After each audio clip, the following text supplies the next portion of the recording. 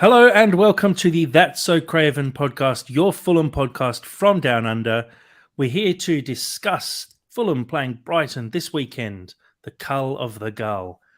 Here to discuss it all today. Sammy, how you going, buddy?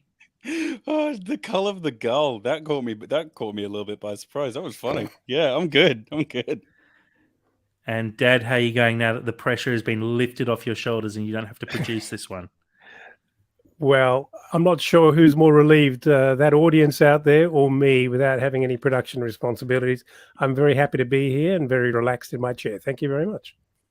I think it's actually me because I was listening in bit by bit and sweating, hearing the ums and the how does this work? Why isn't this video playing? What's going on here? It gave me major anxiety, and I'm glad to be back. But it was a very fun listen. I did enjoy on my drive back home from a little holiday jaunt, tuning in and listening to you two talk Fulham. I was really upset actually that I wasn't able to participate because that was such a great game against Nottingham Forest. That was a really top class performance from us, and I really enjoyed watching it. And Dad, obviously, we messaged throughout the whole game.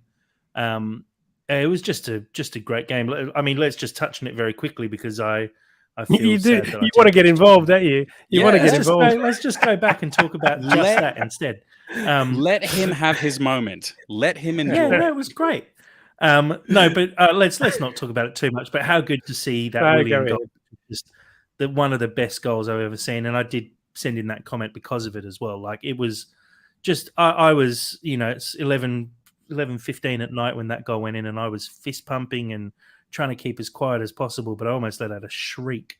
It was just so good, and then how good to see Solomon score as well. I think. Just quietly, I'm pretty sure I tipped a 2-0 win to Fulham against Forest and Solomon to score a goal.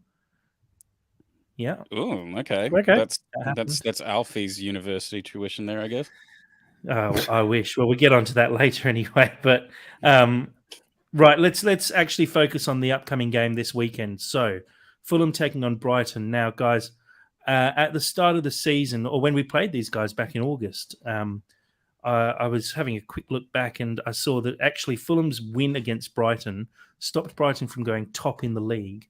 Back in August, I can't remember exactly the position Fulham were in at the time, but we'd had a pretty good start. Mitch had scored, I think it was his 5th goal of the season already against Brighton.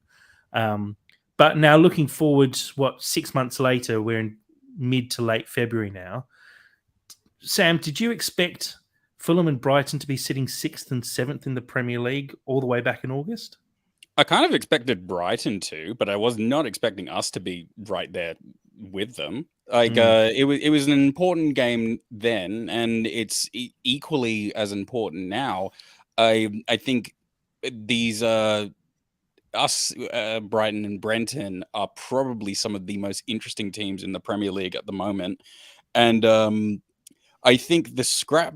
I'm really looking forward to this game because I think that this is one of the most important scraps, because I feel that this, like, if we can be the top of this kind of group of 3 and beat them again on the second round, and I think we have it in us to do it because I think we actually kind of wanted a little bit more than Brighton do, just because we have something to prove. And I think it's really exciting. I'm really excited for this game, like genuinely. That's great. Yeah, I 100% agree. And for our live streamers as well, thanks, William. Evening to you as well. Hey. William joining in on the live stream. Just so everyone remembers as well, we do live stream all of these podcasts now on Facebook, Twitter, YouTube, Twitch, and everywhere else you get your live streams. But I think just those. Dad, sorry, feeling good today. Dad, same question, I guess. We expected Brighton to be doing well, but pre-season, I remember scrolling through Twitter and people putting up their Premier League predictions and constantly seeing Fulham put in the relegation zone or maybe finishing 17th. We started really well this year, and when we did play Brighton, like I said, Mitch had scored his 5th goal for the season already, and we beat a Brighton team who we know are a very solid Premier League team as well. Did you expect us to be in this kind of position come February with 2/3 of the season gone? despite what anyone might ever say about their confidence, no one could have any reason at all to believe that this could actually be happening. And I think that when we had such a promising start to the season, I think I was no different to every Fulham supporter out there, sort of pinching ourselves and wondering when that little purple patch run would end. And, you know, thinking right back to that first game against Liverpool, where I thought to myself, what just happened there? Did we actually just show what we just showed? And, you know, we saw Brighton not long after that from memory, if my memory serves me correctly. And we did expect for that to be a really difficult game, and we did really well. So, you know, of course, I think we're getting used to the fact that we're consistently performing well now, and that's sort of coming out some of the TikToks that Sam's been producing as well, where he's actually doing player summaries and almost expecting people to, overlooking their quite superb performances and giving them fairly average ratings. And I think for me, this is a real acid test and a proper point of reference as to how we're really doing here. We know that we're better than, it sounds very smug, but we know that we are performing better than the majority of the bottom half of the table. But, you know, when it's Brentford, when it's Brighton, this is the real test. Because we think we can do well. We can certainly be really competitive against the top four sides, but we don't really go in there expecting to take away 3 points at a steal. But this is going to be a real test, and I'm really excited about it. Jack, I don't know about you as well, but I would literally categorize Brighton, Brentford, and Fulham as the 3 best run clubs in the Premier League right now. I can't really think of a better run club, arguably maybe Arsenal, if we're potentially going to think that way. But in terms of like the resources at bay and how they've been utilized, Fulham, Brighton, Brentford. So I really want to be top of that group. Yeah, I agree with that. I mean, if you're determining it and saying, you know, obviously you can look at a team like Arsenal, a team like Man City, a team like Newcastle, who have oodles of cash. They're well run because they have the resources to do so. The fact that Brighton, Fulham, and Brentford are all up and around there with what we have available to us, you know, is testament to how good a season we're having. And you know, we know that Brighton are a good team. They have been a good team for some time now as well. And Brentford have proved themselves over the last, couple of years that they can actually do it in the Premier League, and they've got some very handy players as well. Fulham are the team this year that are really proving a point.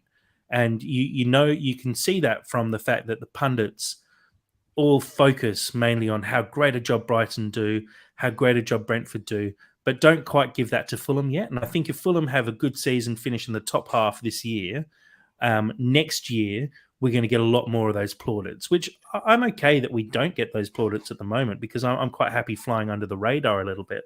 But Totally. it would be nice to be sort of seen a little bit more by the journalists and them to actually kind of give us a thumbs up and say, you know what, you guys are actually doing really well here, and we were wrong. I actually just want a few journalists to come out and say, yep, I was wrong.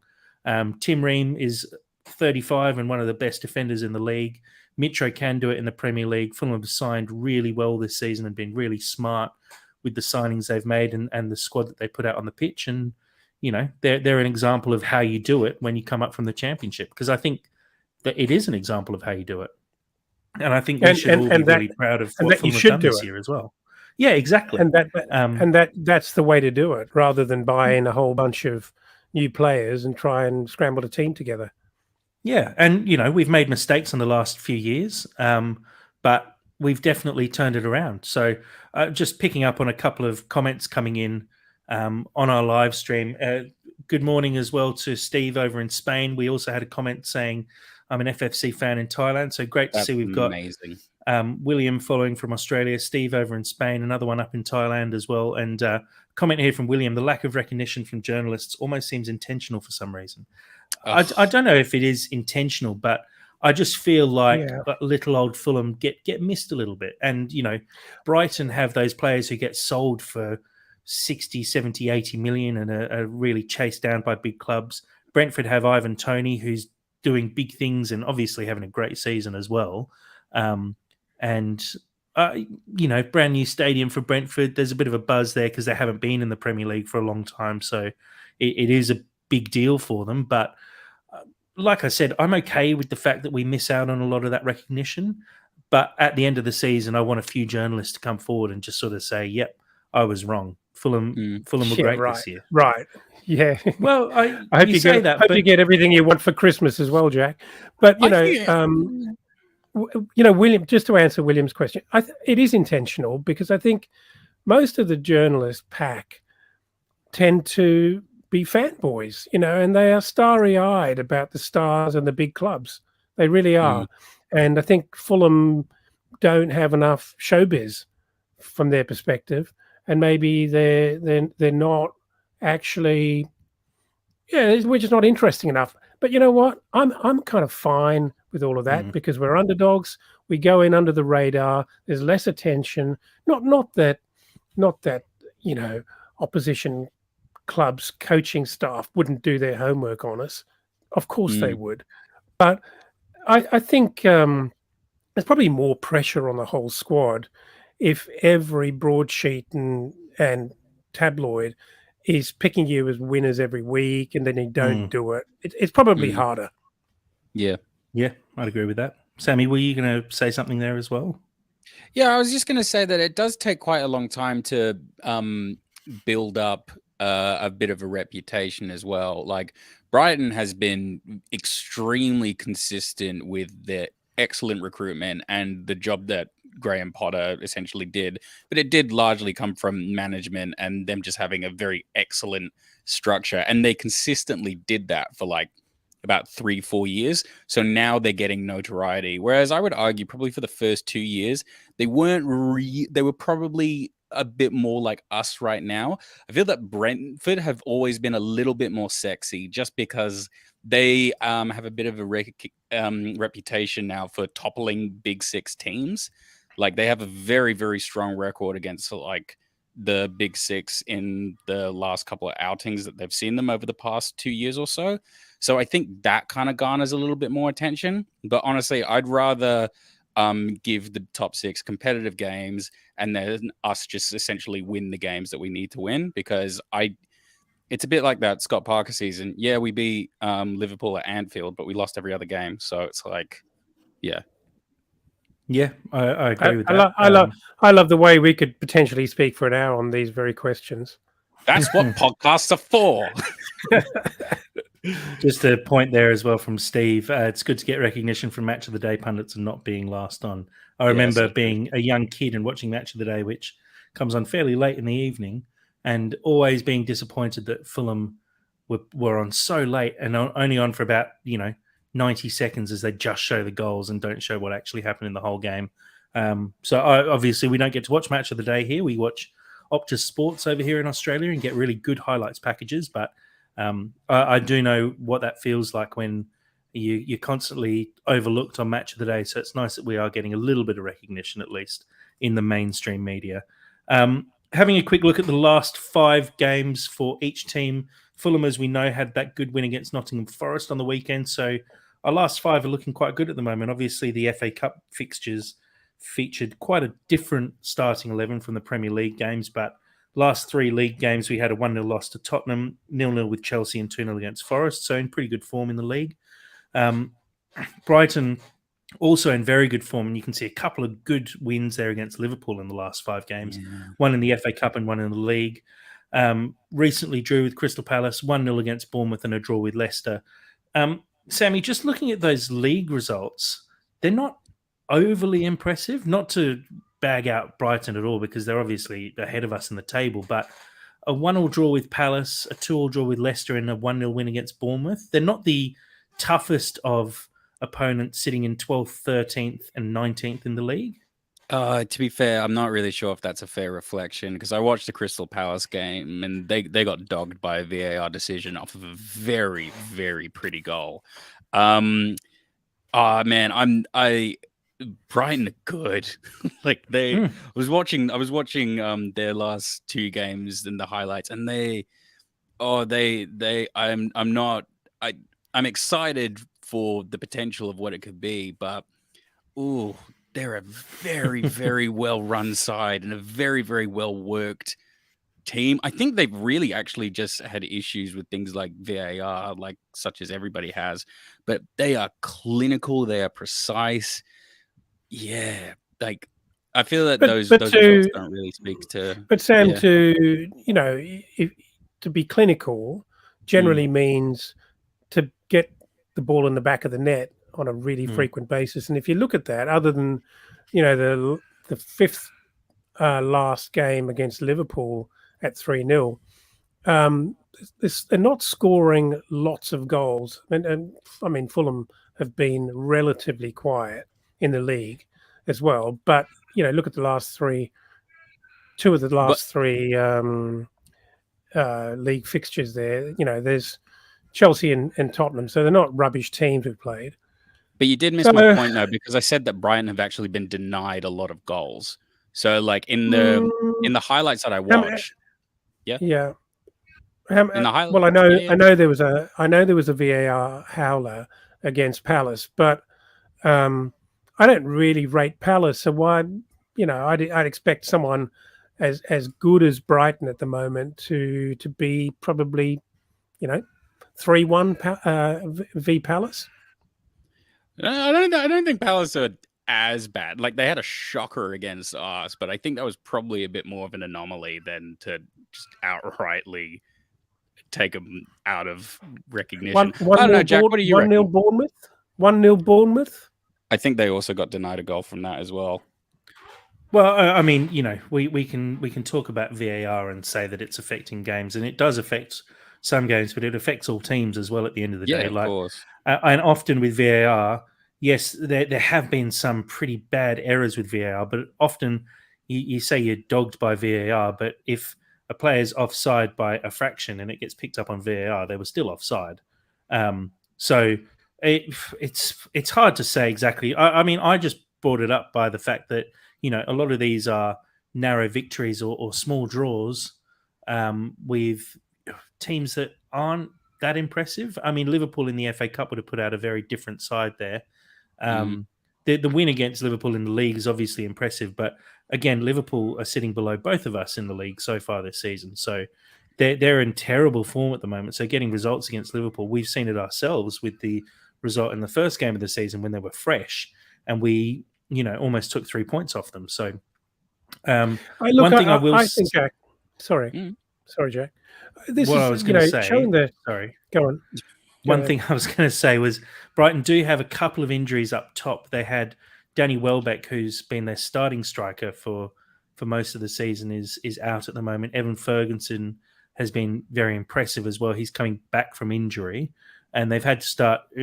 I think it's Udav as their third choice striker, effectively, who's been starting games for them. So that might be why they've been slightly less clinical in the last couple of weeks. But they are still scoring goals. You look at that; they've scored more goals than Fulham have in that period. So they're definitely not struggling. But I just thought I'd raise that as a potential point of discussion: is have they had? I mean, their form looks good, but have they had that hard of a last 5 games? Well, that was the point I was going to make. It's a tried and tested way of reviewing recent performances to look at the last 5. But when you have a table as polarized, if that's the word I can say, quite uneven, if you're playing 3 of the top 4 or 5 sides in your last 5 games versus, people fighting for relegation, it's a big difference. And of course, you look at these results through relatively sort of, I suppose, smart lenses, and you're not just comparing the fact that we've got 3 and they've got 2 wins, but you know, a result against Leicester is not a result equivalent to a result against Tottenham, for example. Yeah, I think that's fair. Let's look at the table, though, which obviously gives a bit of a better understanding of how each team has gone for the whole season so far. So Brighton actually sitting in a very good position there, sitting 6th. They have 2 games in hand over Tottenham and could quite easily leapfrog Tottenham and potentially even Newcastle. Well, not Newcastle on goal difference, but could be up and around in the top 4 effectively with a couple of good results with their games in hand. Fulham, in this table at least, have played as many as any other side in the league. If we look below us at Chelsea, Brentford and Liverpool, they all have at least 1 game in hand over us.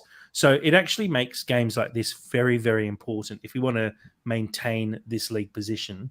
A win here keeps us 2 games ahead of Brighton, but at least it gives us a 3-point buffer on Brighton, which you'd expect them probably with the form they are in and how well they've played this season to make up on us, but at least it keeps us up with the pack. Same with Brentford, Liverpool, Chelsea.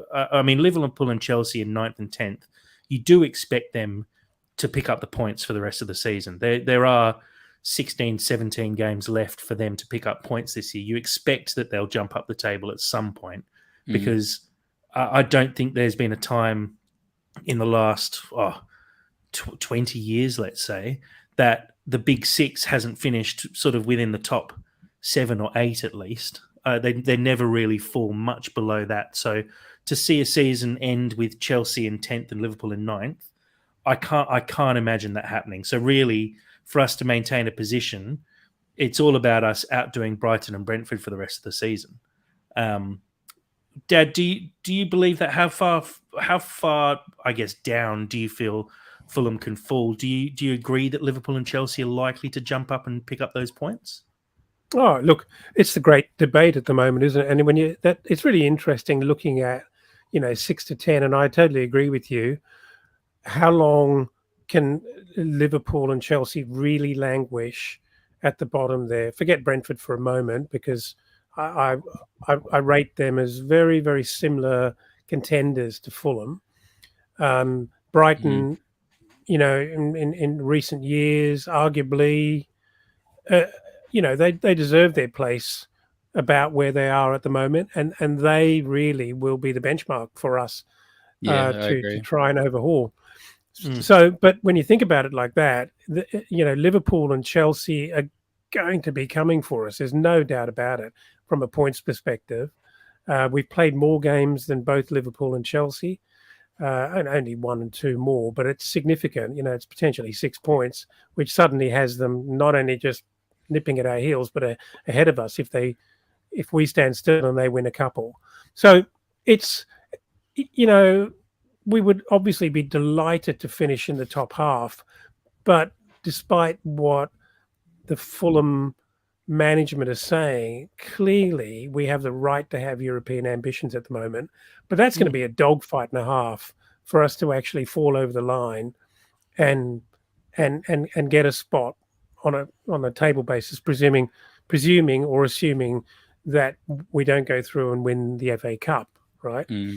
I was going to say, really I can't remember the exciting. exact rules for the European qualification, but obviously, like you said, the cup winners, so the FA Cup and Carabao Cup winners, do get Europe off the back of that. I can't remember if that position then gets handed down to the next best finisher in the league.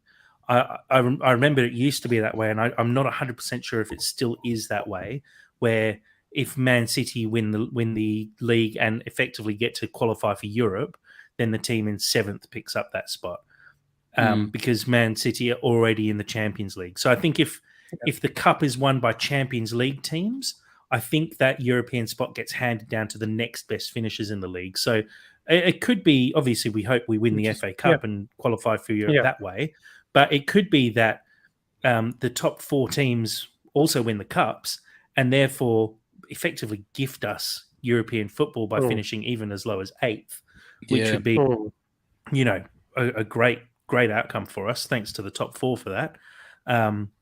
a comment here from Steve following on the live stream. I'd settle for 10th and go for the FA Cup.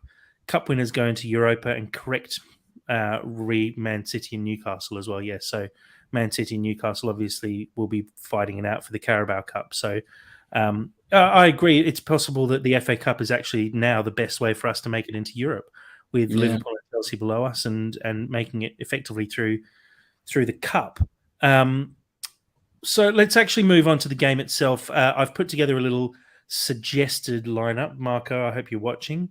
Now, this is a slightly interesting one, and we may disagree very slightly on the actual lineup here. I heard you guys discussing the fact that Manuel Solomon keeps getting picked on the right, so I've picked him on the left instead. Hey, an actual proper example of a realistic team sheet. To be fair, Manuel Solomon does also play on the right, similar to Harry Wilson. He definitely does. He is, I think he's predominantly left-footed, but can play on the right. Like Harry Wilson is left-footed and always plays on the right, which always surprises me because I've always thought your left-footed players go on the left and your right go on the right. But anyway, I did note that Willian did get a kick in the calf in the Nottingham Forest game. And Silva said afterwards that he got kicked. He tried to run it off, but it was too painful. I don't think it's a major injury. But, Dad, do you think there's a possibility that with a couple other games coming up and this game against Brighton, do you think there's a possibility that we rest Willian? Because, there is a long way left to go in this season. We have a potential cup run up ahead of ourselves. Do you think now's a good time to unleash Solomon on the left to give Willian a bit of a break and have him come off the bench maybe late in the game, and give Solomon the minutes he deserves after his first goal?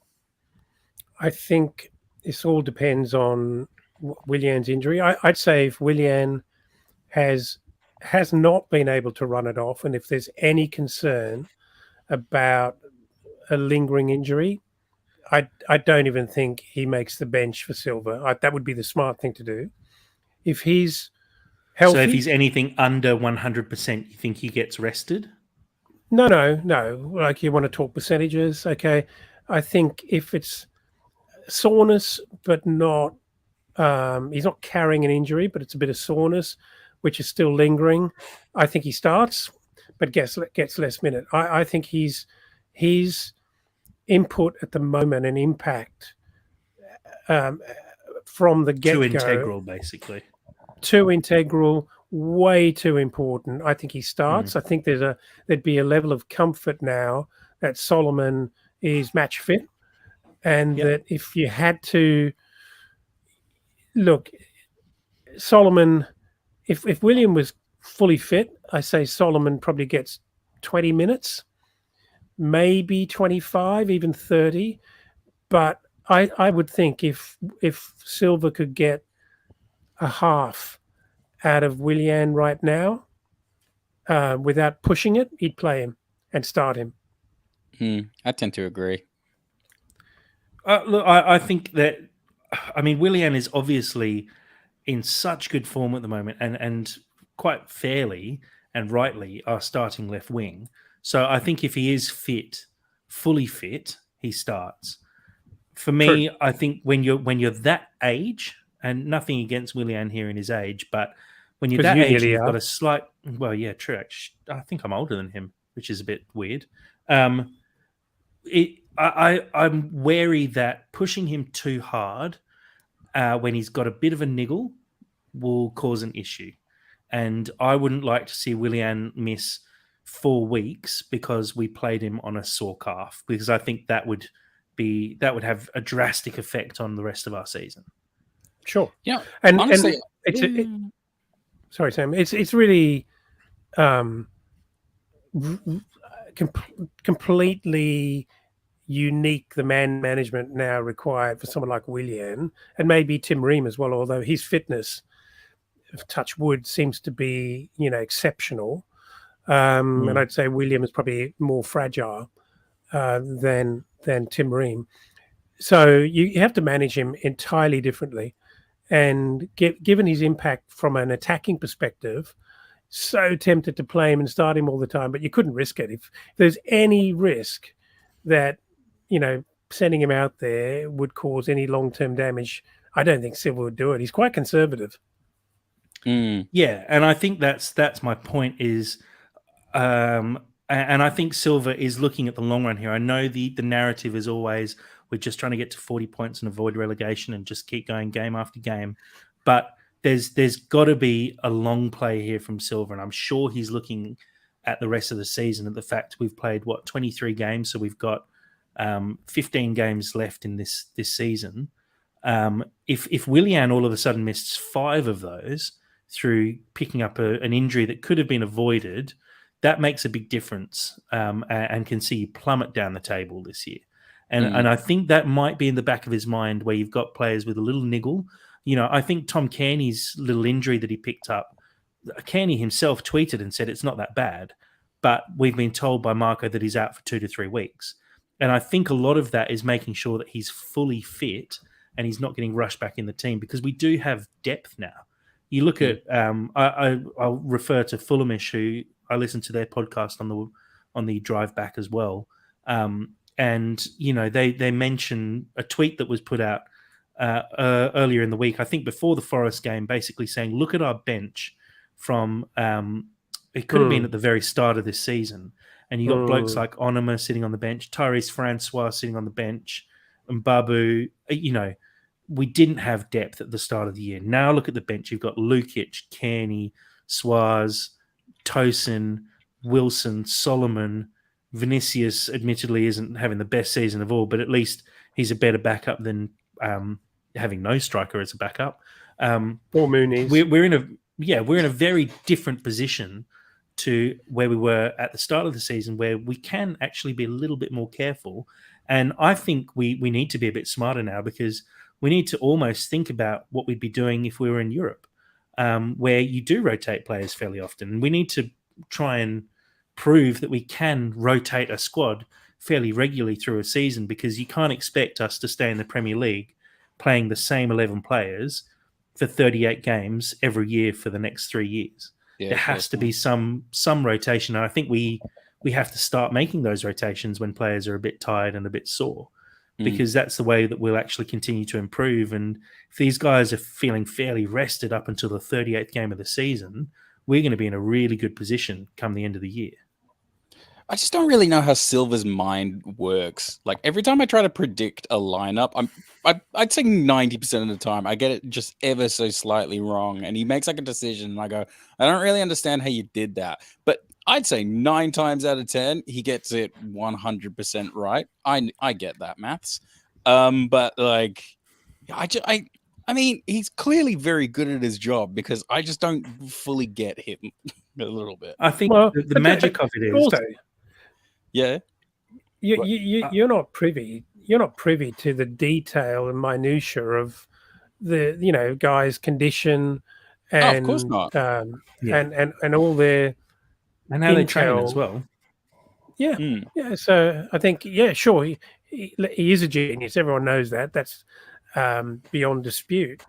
But for us to be able to pick the little fine tunings and get that right every time is actually very difficult. I think the magic of his team selection is we always sit here and do this podcast, and it always seems obvious what his team selection should be.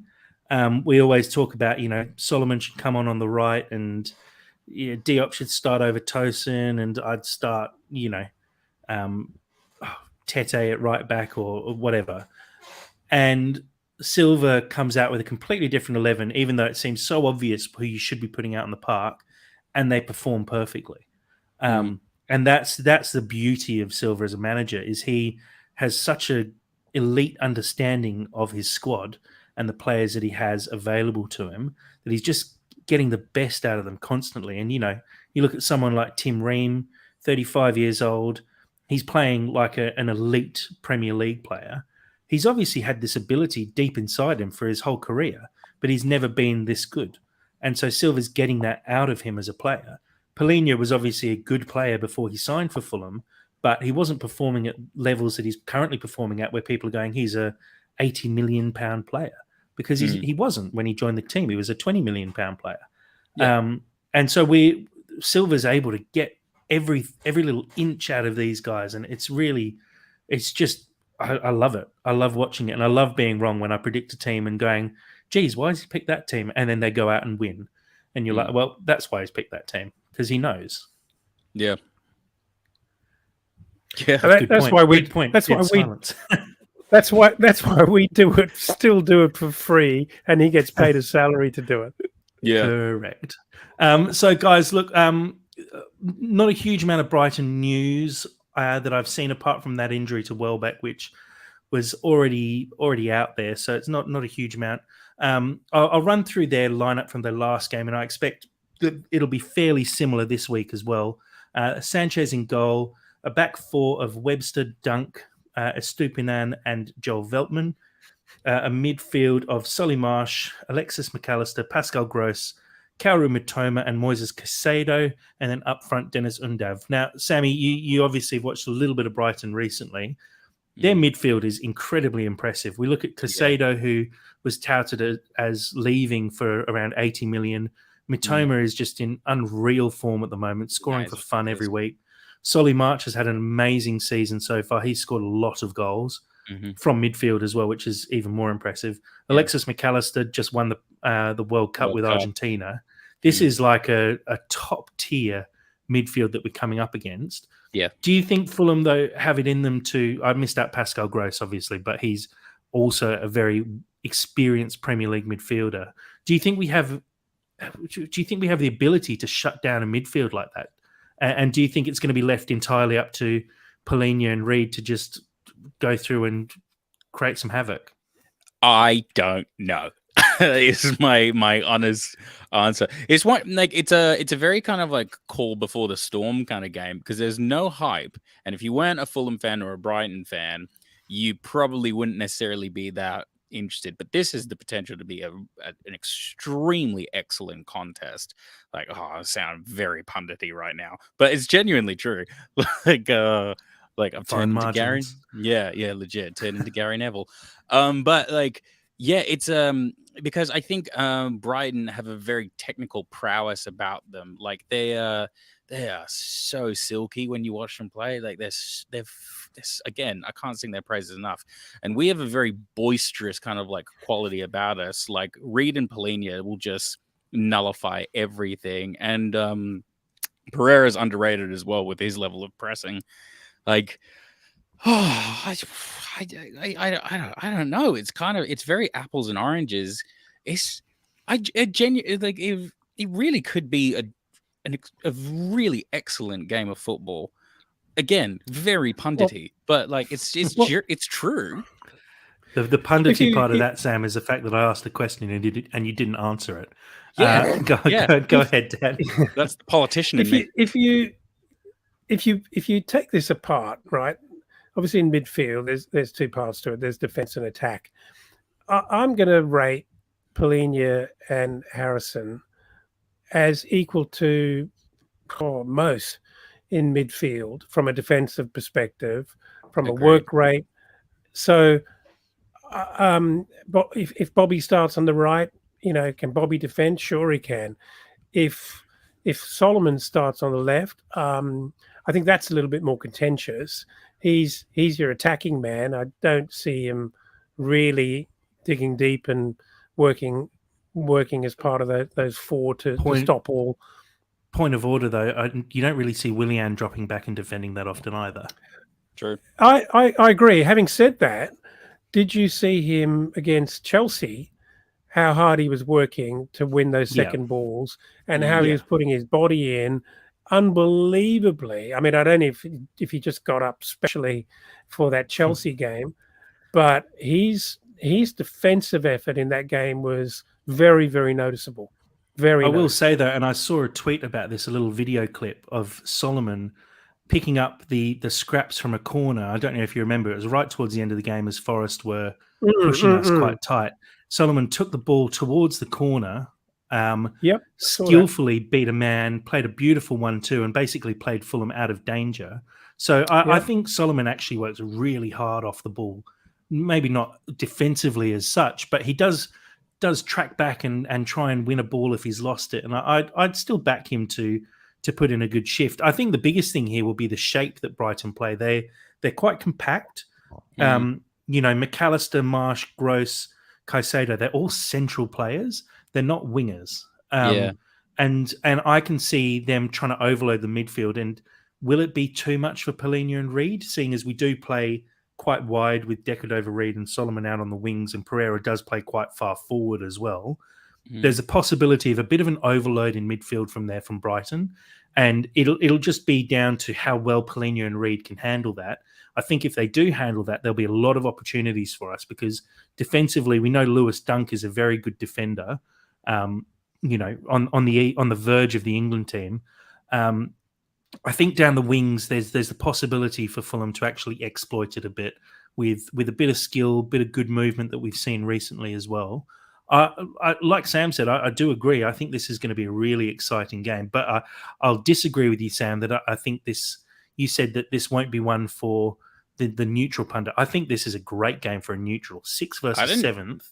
I don't think I said that. Well, you did. 6th versus 7th. Two teams outside the Premier League top 6 fighting away at each other. I think this is going to be a ripper game to watch. And Jack, just to follow on from what you said about that and Brighton's compactness, I totally agree. And if you think about our ability that both Ream and Diop have been demonstrating, from actually starting attacking moves by switching play and switching it out wide in the recent couple of weeks, I think there's some real opportunities there for Solomon and BDR and Willian. Big time. Yeah. Big time. Yeah, absolutely. Yeah.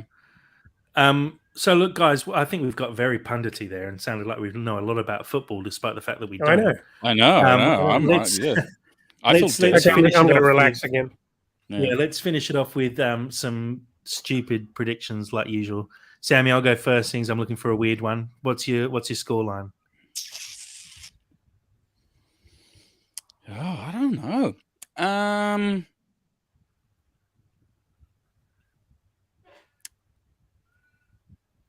Some rising,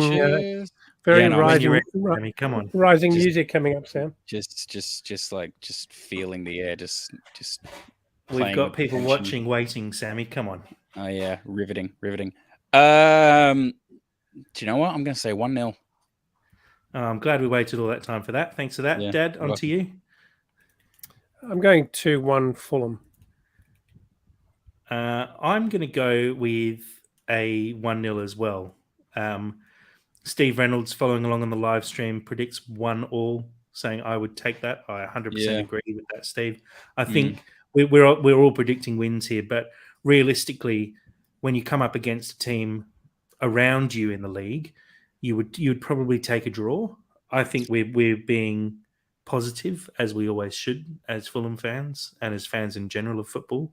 But I think we would take a draw. If we walked away with a good performance and a draw, or even a scrappy performance and a draw, we'd take it, because it's points against a team in the top half. And as long as we're beating teams below us, we'll be good this season. What I will do, though, unless anyone has any other points to make on the Brighton team and the game in general. I think, Jack, you're right about accepting a 1-0 or a draw. But if you think about the way that Silva goes about games, even against the top teams, he's very, very attacking, even against the top teams. So I don't think he's going to be trying to tough out the first half and then nick a goal and then park the bus. He's not going to do that. No. He will be trying. He'll be trying to score 2 goals in the first half. Yeah, absolutely. I agree. I think we're not that team that sits back and tries to nick a win.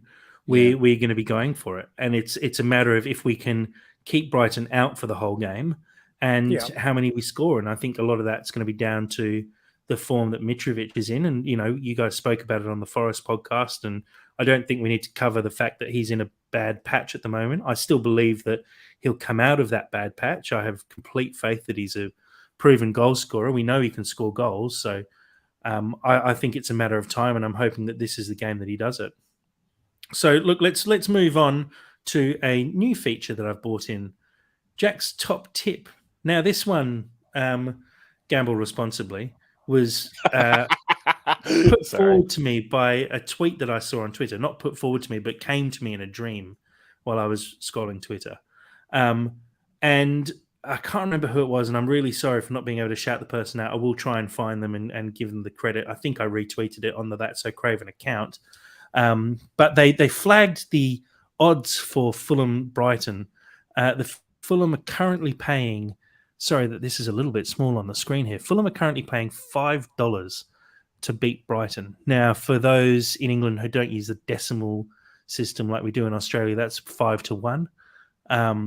Now, Dad, you've done a little bit of betting in your time, not a huge amount, I don't think, but have you ever seen odds like this for teams who are next to each other in the league, both performing really well? Have you ever seen a team paying $1.60 to win in Brighton and $5 for Fulham to win? And this is the value of flying under the radar. Long may it continue. So, because well, that's it in a nutshell. Not that we want no journalistic coverage, just so we can actually get good odds, but this is one of the outcomes, I guess. I think, given that we're one position in the league away from them, and 3/4 of the way through the season and performing sort of pretty much head to head in terms of success, those are astonishing odds and indicative of someone at whoever those. This is Sportsbet. Is that Betfair? But Sportsbet. It's Sportsbet, but literally across the board. Yeah, across the board, these are the odds. Yeah, that's weird. It's weird. I'm not. Yeah. I don't necessarily think it's that weird. Just purely because I do think that when the season's done, I think Brighton are actually going to be in the Champions League. No, but that's not how match day odds work. This is about a game in a couple of days' time where they're saying Fulham are 5-1 for a win and Brighton are $1.50 odd.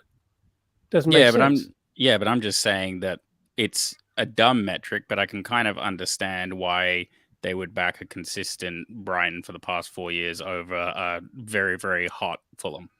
I think you're misreading it a little bit there, Sam. I don't really bet that much, so I don't know. For context, Aston Villa are paying better odds to beat Arsenal this weekend than Fulham are to beat Brighton. Yeah, that's nuts. Which is, I just don't understand. Leicester are paying the same odds to beat Man United at the moment. It's baffling, and even the draw at $4 seems the arbitrage. This is why we pay you the big bucks to scout this sort of stuff out, Jack.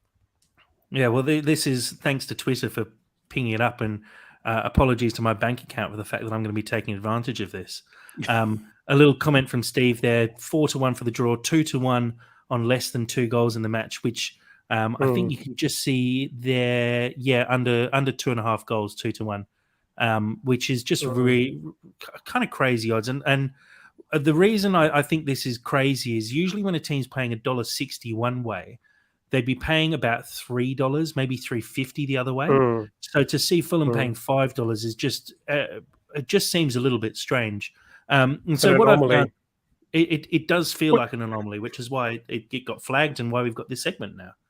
So what I've done is I've stuck a bet on, is what you're really trying to say. Yeah. So what I've done is remortgage the house. Yeah. Alfie and Lola I'm going to eat this week, but I'm putting all my luck. If Fulham win, I'm going to be at Craven Cottage next weekend. So, no. What I've done though is I've put together a cheeky little multi-bet. Now I'm not sure 100% if you can do this in the UK. I'm pretty sure you can. Not sure around the rest of the world where if you can place bets like this, but what I've done is put a bet on Fulham to win, Alexander Mitrovic to score at any time, only Fulham to score in the game, and to score less than 2.5 goals. So basically to win either 1-0 or 2-0. That's paying $20.25, so it's 20-1 odds. It's good odds. I think it's worth $10 to win 200 off that. If I put 100 on, I am flying to Craven Cottage the next week at that point. I can afford to sit in the Riverside stand as well, which would be quite nice. I love how you're just very openly publicizing your bet. I just think, I really hope Tegan isn't listening to this now. This is just a tease. This is just a tease. I think I know when you say $10, it's probably more likely to be 45. No, I wish I could afford 45 on there. That'd be worth it. $800 in the pocket out of 45 would be pretty worthwhile as well, I have to say. I do quite like this segment. This is funny. But no, I think I'm going to sound super like I work for Sportsbet at this point. I think this is genuinely, it's obviously a bit of a stretch with 4 legs, but I think it's actually kind of crazy value when you're looking at I mean, how you just tipped 1-0, Sammy. I'm tipping 1-0 with a Mitro goal. And you put $10 on, you win 200. It kind of seems like not the worst bet in the world. But anyway, like I said, gamble responsibly, and this is just a bit of fun. It's just a bit of fun to show responsibly. it's just a bit of fun, and it does, at the end of the day, actually, it shows that Fulham are being underestimated by not just journalists, but by betting algorithms as well, which is kind of crazy. Because we are sitting 7th in the league and we're having a great season, and yet we can't even get betting companies to back us at that point, which is kind of nuts. And I know, look, this segment's not going to be for everyone talking about betting. I know that there's a lot of issues with betting in football and betting sponsorship as well. But like I said, it's just a bit of fun having a look at odds that are floating around and seeing how badly Fulham are being underestimated. And look, if people enjoy this segment, please let us know. If you are really against it, we can definitely chuck it in the bin, because I know betting is slightly contentious. And if Sportsbet but also I want to sponsor us, that's fine. Like, it's cool. Like, I've got a question. I've got a question, Jack, for you to test your multi-bet sports betting prowess here. So if someone had a multi, like a 3-leg multi, Fulham to win, Willian to score, and I don't know, whatever else, and then Willian doesn't play, what happens to that person's money? Asking for a friend. So I believe the Willian leg gets pulled out of that multi, and this would then go from a 4-leg multi into a 3-leg multi. So you'd only get the odds of a Fulham win, no to both teams to score, and under 2.5 goals. Thanks. I'll let him know. Yeah, I guess we've worked out what Dad's bet is on the weekend. Anyway, bit of fun. Gamble responsibly. Moving on. Sorry, the gamble responsibly that just gets me every time. Hey, I'm covering my ass contractually. I've got lawyers. I've got lawyers in the family, but I don't want to have to engage them. I just constantly think of the South Park bit where it's like, you with the girl in a fast car doing all this. This is amazing. Please drink responsibly. Another good one is to be booked, João Palhinha. Yeah, that's $2.76. It's a guarantee. Anyway, Sam's split second snap. Let's hear it, Sammy. What have you got for us this week? We have a narrative, gentlemen, and you guys are gonna hate it, and the chat's gonna love it. That's gonna be how it rolls. So, Tony Khan, megalomaniac, lovely boss, has decided he wants to earn some extra income. So this time he's venturing into boy bands. But he's not going to get the boys to sing, because he's smarter than that. He's going to pull a Milli Vanilli. For those of you who aren't initiated on that, Milli Vanilli was a band in the 90s that basically got caught out for lip singing all of their songs. So what we're going to do is we're going to select a boy band. We're going to create a boy band in the Fulham squad, and you have to pick the most realistic member from the 2 people that I give you. Are you ready to play? Great. Sure. Let's go. Okay, so starting off strong, remember, boy band. Think boy band in your head. Okay, so starting off strong, Harry Wilson or Dan James? Who's the Nile? I go Harry Wilson. It's got a little more energy about him. What's the question again, Sammy? So basically, who gets to be in the boy band? Who gets to be in the boy band? You always got a choice of 2. We've done this enough times. So you always get a choice of 2. So you're Louis Walsh right now, and you're picking between Harry Wilson and I love how William's just gone Wilson. He gets it. Didn't need to explain it to William. He just knew. Okay, so Jack, you're Louis Walsh, Simon Cowell, and I don't know, Sherwood. I'm with you now. Okay. It's Dan James. He looks like a boy band member. He does look like a boy band member. Okay. All right. I think I'm going to go Dan James, although that was a tough one. Okay. So we're picking our Zane. So we have Kazawa or Bobby Decordova-Reid. Ooh. Kazawa. Have you seen his Instagram? Really? I've not seen his Instagram. Blinged up. He looks like is he's that lives in a boy band, music though? video 24/7. Is that boy band though? Yeah, Is that 100%. Okay, all right, okay. It's your boy band, man. You're picking yours. I'm picking Bobby Decordova-Reid. Yeah, I think I'm going Bobby as well. I think I'm going Bobby. Yeah. William's backing you as well on the live stream. Says exotic flavor. Good comment there, William. Oh, he's got lovely eyes as well. Okay, now we're going for like the strong stoic type in the group. All right. Okay, so we're going for Diop or Leno. Who's making the group? It's got to be Diop. I can't see Leno giving it a bit of, choreography. No. I can't see it. I see Leno in the I same can imagine, way. I can imagine him as a baritone, just Yeah. like standing his ground in the corner at the back of the video. Yeah. And just like holding it up. I think of him like the huge bloke in the Backstreet Boys, the one who just like wanders around in like the trench coat. I see Leno in that kind of way, but I think I might be picking Diop for this. But William, by the way, says Leno. How about his hair? Well, I don't really know what that means. He does have good hair. I'll give him that. All right. Okay. And again, okay, the cool guy in the group. Maybe this. I think this one will be the Justin Timberlake of the group, the breakout star, Anthony Robinson or Pereira. Oh, how could you look past Pereira? I know this has been mentioned before, but that hair, the bleach blonde, those eyebrows, he's got very on trend with those big bushy eyebrows. That's true. Okay, now let's pick the sensitive one in the group, the one who's constantly overlooked but has a very unique following online. Shane Duffy or Tom Kearney? Oh, TC. I have heard it on. I have heard it on good authority, and I think this was a little Fulham TV interview that Mitro gave. That TC's a massive Justin Bieber fan, and apparently he listens to him, quotes him, dresses like him, tries to make his haircut look like him, which I'm not sure if he achieves. But so he's obviously would be very up for that role. I don't know about you guys, but Tom Kearney to me just kind of looks like a Love Island contestant, and that just never gets out of my brain. So yeah, he's in for me. And finally, the unofficial leader of the group. So there's two ways we can go about this. So I've picked either Tim Ream or Solomon, because Solomon kind of looks like Prince to me.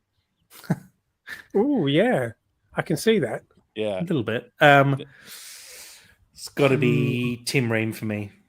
Tim Ream, I can just imagine midway through a song, he just reaches back, pulls the pony out, pulls out the hair, pony comes out, and he gives it a big hair flick. Key change. Yeah, I'm all for that magic moment in a music video. Yeah. See, Tim Ream for me is more like Westlife than opposed to like, I don't know, like Backstreet Boys or NSYNC energy that Solomon's kind of giving. But yeah, no, I can see where you're going with Tim Ream. It just kind of depends on what boy band you want to make, and you guys are the authority of that. But yeah, I think I'm going to go Solomon. Yeah, I can see it as well, but I'm all for Tim Ream on a beach with a loose white linen shirt. Yeah, sorry, I'm all for it. You're just talking about a Creed video now. No, I'm thinking black and white. Yeah, I guess that is still a Creed video, but no, I'm actually seeing Ricky Gervais here, Boys to Men, releasing a dove. Yeah. I'm thinking like 50-year-old Take That, but yeah, and that's this segment. Yeah, I like that, Sam. I enjoyed that. Good job, Sammy. I think we were worried we were running out of ideas after last time, so it's good that you've come back. I definitely ran out of strong. ideas. This is good comeback. Good to see you've come back strong, Sammy. So look, guys, that just about does it. We're bang on an hour, as we always seem to be. Really looking forward to this game, and look, really happy to be back on the podcast as well, talking about it, and looking forward to watching along and discussing this one afterwards as well, because I think this could be potentially a season-defining moment for us. I know we've had quite a few of those already, but a win here, proving that we can sort of do it with the big boys as well. I think that'll be a really important moment for us. So I'm looking forward to the game. And a big thanks as well for both of you for taking care of the podcast while I was away as well. Really enjoyable listen, and thank you for struggling through the technical difficulties that you see I have to deal with every week. But I'm glad we were able to still keep it going, even though one of us was out of action. And I look forward to taking more holidays now that I know you guys can do it. A big thanks though to everyone who has liked and subscribed to the podcast. Huge thanks to our Twitter following as well. At the moment, we've jumped up in recent weeks. I think a couple of weeks ago we only had about 30 or 40 followers. We're now up above 250 followers. So really appreciate anyone who's been out there sharing us on Twitter. And look, if you're listening to this podcast and you enjoy the content we're putting out, please do retweet it, share it on Facebook, share it on Instagram, wherever you listen to your podcasts, wherever you consume content. Please share the podcast, because we really appreciate it. And, we do it for the people listening to it. So if you enjoy it, we'd like to make sure we get to more people as well. And another shout out as well for Sammy and his TikTok work in the last week or so. It's been top quality, and I've enjoyed every second of it. Thank you. So, guys, Sammy, thank you very much for joining us today, and look forward to talking to you after a Fulham win. Thank you. I want to shout out Steve Reynolds' comment as well of Leno Germanic jaw. That might be my favorite one of the evening. And great chat. Really, really enjoyed it. Really enjoyed it. Excited for the game. I'm going to be. I can see Leno Germanic jaw being a podcast name at some point when he pulls off a couple of wonder saves. And Dad, thank you for joining us today. Yeah, thanks. I enjoyed it. A very good chat, and really looking forward to Saturday night. So without further ado, come on, you Whites.